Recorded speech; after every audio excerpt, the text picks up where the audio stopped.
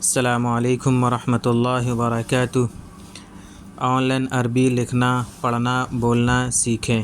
مثلاً نحو، صرف، ترکیب، انشاء، ترجمہ قرآن، حدیث وغیرہ۔ اگر کوئی الگ سے کلاس لینا چاہتا ہو تو ہم آن لائن بھی کلاس لیتے ہیں۔ یہ ہمارا واٹس ایپ نمبر ہے، ہمیں اس پر کانٹیکٹ کریں اور ہمارا کلاس جوائن کر سکتے ہیں۔ اور یوٹیوب ہمارا سبسکرائب کریں اور بیل آئیکن پریس کریں تاکہ ہمارے ویڈیوز بر وقت آپ تک پہنچ سکیں۔ ہم نے فعل کے بارے میں جان لیا، فعل ماضی کیسے بنایا جاتا ہے، کتنے صیغے ہوتے ہیں اس کے، اور اس کی علامات کیا ہیں اور اس کی قسمیں کیا ہیں۔ اسی طریقے سے ہم نے فعل مضارع کے بارے میں جانا، اس کی تعریف، بنانے کا قاعدہ، اور نون اعرابی، نون ضمیر، فعل امر، غائب، حاضر، معروف اور مجہول، یہ سب ہم نے جان لیا۔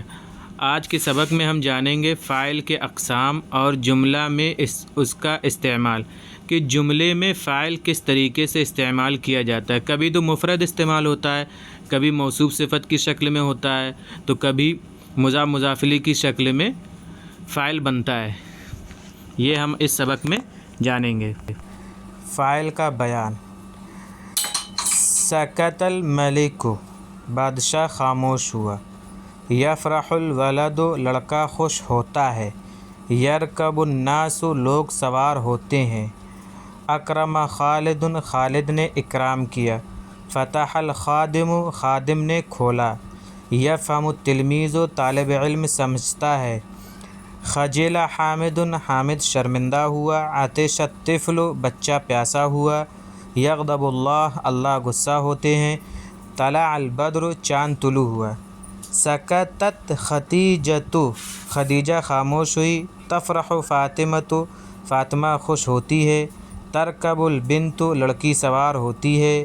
اکرمت الام، ماں نے اکرام کیا۔ فتحت عائشۃ، عائشہ نے کھولا۔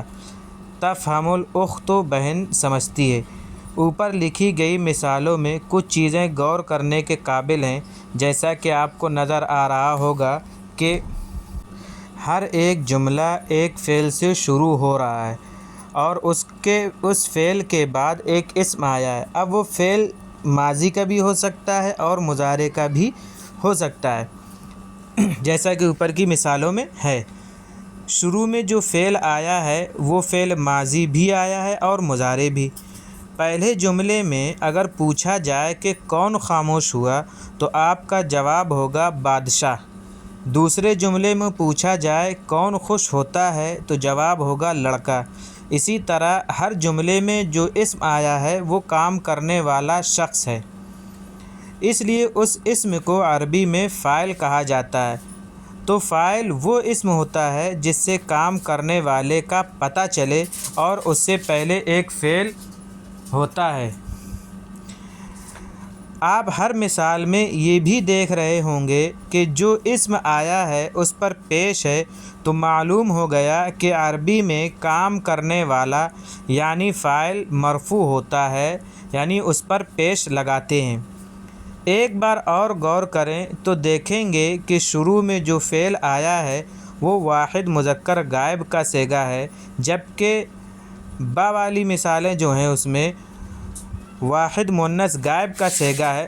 تو یہ صیغہ فاعل کے اعتبار سے بدلتا رہتا ہے۔ اگر کام کرنے والا یعنی فاعل مذکر کوئی آدمی، جیسا کہ ان مثالوں سے واضح ہو رہا ہے، ترجمہ لکھیں، فعل اور فاعل کو الگ لکھیں۔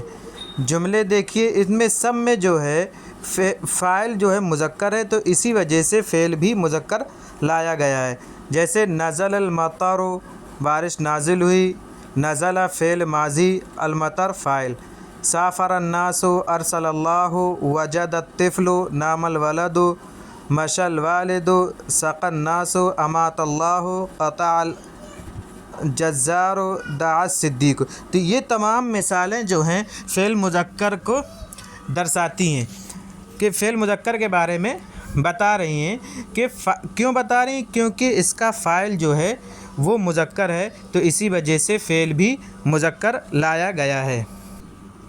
اور اگر کام کرنے والی کوئی مونس ہے یعنی عورت کی جنس سے ہو، لڑکی ہو یا نوجوان لڑکی ہو یا بچی ہو یا بوڑھی عورت ہو، تو فعل بھی مونس لاتے ہیں، یعنی مونس کی جنس سے جو بھی ہوگا اس کے لیے بھی فعل مونس ہی لائیں گے۔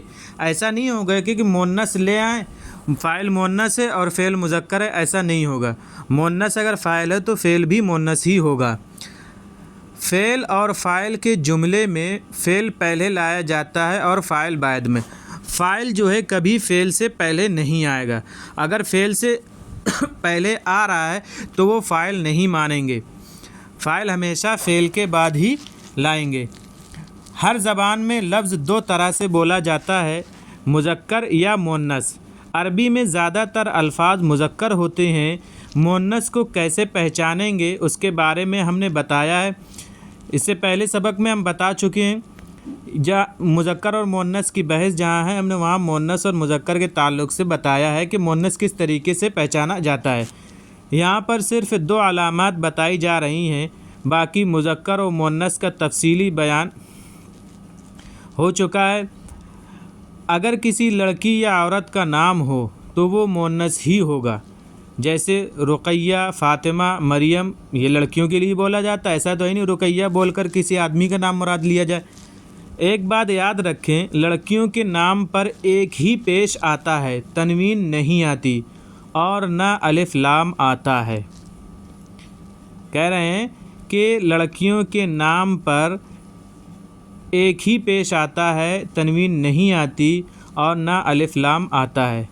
اگر کسی لفظ کے آخر میں گول تا آتی ہے تو وہ لفظ بھی مونس مانا جائے گا، جیسے المدرسۃ، الطاولۃ، جیسا کہ ہم نے مونس کی بحث میں، مذکر اور مونس کی بحث میں ہم نے مونس کی علامات میں بتایا تھا کہ مونس کیسے پہچانا جائے گا، تو اس میں یہ گول تا بھی آتی ہے۔ نیچے لکھے ہوئے فعل کے آگے فاعل بڑھاؤ، پھر اس پر اعراب بھی لگاؤ، ترجمہ بھی لکھو۔ یہ جتنے بھی لکھے ہیں سب فعل لکھے ہیں، اور مونس کے اعتبار سے مونس کا صیغہ لکھا ہے، مذکر کے اعتبار سے مذکر کا صیغہ لکھا ہے۔ تو آپ کو مونس مذکر کے صیغے دیکھ کر اس میں ہمیں فاعل لانا ہے، تو فاعل بڑھائیں اور اس کا ترجمہ کریں، جیسے سرقہ ہے، جالت ہے، فرہ ہے، رعا ہے، حربت ہے، اخذت ہے، رجع، غسلت، اغتسل، قدمت۔ نیچے لکھے ہوئے اسموں کو جملے میں فاعل بنائیں۔ یہ جو اسم لکھے ہیں، تلمیذۃ، العدو، التاجر، السمک، الذئب، الناس، المسافر، المریض، یوسف، الاستاذ، البنت، الاسد۔ تلمیذۃ طالبہ، العدو دشمن، تاجر تاجر، سمک مچھلی، ذئب معنی بھیڑیا۔ یہ جو اسم ہیں ان اسموں کو فاعل بنا کر استعمال کریں، ایسا جملہ لکھیں جس میں یہ اسم جو ہیں ایک ایک کر کے فاعل بن جائیں۔ جیسے تلمیذۃ ہے تو ایسا جملہ بنائیں کہ جس میں یہ تلمیذۃ فاعل بن جائے، اسی طریقے سے عدو ہے، تاجرو ہے، یہ فاعل بن جائے، ایسا جملہ بنائیں۔ عربی بنائیں، ان کی اردو لکھی ہے تو اس کو عربی بنانا ہے کہ استاد نے لکھا، طالب علم نے پڑھا، بہن نے مارا، بھائی نے سنا، شاگرد لوٹا، زینب نے کھایا، خالد نے مدد کی، فاطمہ نے پیا، اللہ نے پیدا کیا، اللہ نے کہا۔ ان کی جو ہے عربی بنائیں آپ، اردو لکھی ہوئی ہے، فعل فاعل ہے، فعل فاعل کا جملہ ہے۔ ایک بات اور یاد رکھیں، آپ فاعل کو نکرہ بھی استعمال کر سکتے ہیں، جیسے ذہب الولد کہنے کے بجائے ذہب ولد بھی کہہ سکتے ہیں، لیکن پھر ترجمہ بھی نکرہ کا ہی کرنا ہوگا کہ ایک لڑکا گیا، قرأ تلمیذ ایک طالب علم نے پڑھا، طبخت بنت ایک لڑکی نے پکایا۔ اگر نکرہ استعمال کریں گے تو پھر ایک بولا جائے گا۔ 10 جملے عربی میں فعل اور فاعل کے خود سے لکھیں، خواہ وہ نکرہ کے ہوں یا فاعل نکرہ ہو یا معرفہ ہو۔ 10 جملے آپ کو بنانا ہے جس میں فعل اور فاعل کا جملہ ہو۔ ضرب الاستاذ، یہ ترکیب ہے، ترکیب کر کے بتا رہے ہیں کہ ضربہ کیا ہے، استاذ کیا واقع ہو رہا ہے۔ ضربہ فعل ماضی ہے، الاستاذ فاعل مرفوع، کیونکہ ہم نے بتایا تھا کہ فاعل جو ہے ہمیشہ پیش والا ہوتا ہے۔ ترکیب کریں، جاء الطفل رکب المسافر صبر ایوب، اس کی آپ ترکیب کریں۔ ترکیب کرنے سے جملے کا جوڑنا آسان ہو جاتا ہے۔ ہم نے شروع میں بتایا تھا کہ فاعل کبھی مفرد استعمال ہوتا ہے، کبھی موصوف صفت ہو کر استعمال ہوتا ہے، کبھی مضاف مضاف الیہ ہو کر استعمال ہوتا ہے۔ اس سبق کا مقصد یہ ہے کہ فاعل کبھی مفرد ہوتا ہے، جیسے کتب الولد الدرس، تو یہاں ولد مفرد ہے، لڑکے نے سبق لکھا۔ اور کبھی فاعل موصوف صفت سے مل کر بنتا ہے، جیسے کتب الولد المجتہد الدرس، الولد موصوف اور مجتہد صفت، موصوف صفت مل کر کتبہ کا بنا فاعل۔ محنتی لڑکے نے سبق لکھا۔ اور کبھی مضاف و مضاف الیہ سے مل کر بنتا ہے، جیسے کتب ولد المدرسۃ الدرس، کہ یہاں ولد مضاف ہے اور المدرسۃ مضاف الیہ ہے، مدرسے کے لڑکے نے سبق لکھا۔ اسی طرح مفعول بھی کبھی مفرد اور موصوف صفت اور مضاف مضاف الیہ سے مل کر بنتا ہے، جیسے کتب الولد الدرس الکتابی، کہ لڑکے نے کتاب کا سبق پڑھا۔ تو یہ مفعول بھی اسی طریقے سے کبھی مفرد ہوتا ہے، جیسا کہ اس میں کتب الولد الدرس، درسہ مفعول ہے تو یہاں مفرد استعمال ہوا ہے۔ اس میں کتب الولد الدرس الکتابے میں درسہ مضاف اور کتاب مضاف مضاف الیہ مل کر مفعول بن رہا ہے۔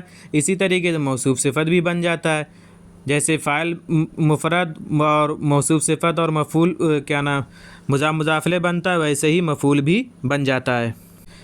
چند جملے ہیں، ان کی ترجمہ کریں اور دیکھیں کہ موصوف صفت کس طریقے کا فاعل ہے، مفرد ہے یا مضاف مضاف الیہ ہے یا موصوف صفت ہے۔ اسی طریقے سے مفعول بھی دیکھیے کہ مفرد استعمال ہے یا موصوف صفت ہو کر استعمال ہوا یا مضاف مضاف الیہ ہو کر استعمال ہوا۔ مندرجہ ذیل جملوں پر اعراب لگائیں اور اردو میں ترجمہ کریں۔ اسی طریقے سے نیچے اردو کے جملے لکھیں، ان کی عربی بنانا ہے۔ مندرجہ ذیل جملوں کا عربی میں ترجمہ کریں۔ ماجد کی بہن نے کمرے میں قرآن کریم کی تلاوت کی، یہ اردو کے جملے ہیں، ان کی عربی بنانا ہے آپ کو۔ لیکن یہ یاد رکھیے کہ فاعل کس طریقے کا مفرد ہے یا موصوف صفت ہے یا مضاف مضاف الیہ ہو کر اردو میں استعمال ہو رہا ہے، اسی طریقے سے مفعول کس طریقے سے استعمال ہو رہا ہے، اس کا دھیان رکھتے ہوئے یہ جملے بنائیں۔ ان کے تمام کے معنی ہم نے لکھ دیے ہیں، جو آپ کو معنی نہیں پتہ ہیں وہ ہم نے معنی لکھ دیے ہیں اس میں، تاکہ آپ کو معنی ڈھونڈنے میں دقت نہ ہو، جیسے شریر، مدیر، پرنسپل وغیرہ۔ باقی جو معنی ہیں وہ پیچھے گزر چکے ہیں، جو پیچھے اسباق ہمارے آئے ہیں ان میں وہ معنی استعمال ہو چکے ہیں۔ جو معنی استعمال ہو چکے ہیں وہ ہم نے نہیں لکھے ہیں حتی الامکان، اور جو نہیں آئے ہیں، لگا ایسا کہ نہیں آئے ابھی، وہ ہم نے معنی لکھ دیے ہیں، آپ اس سے مدد لیں۔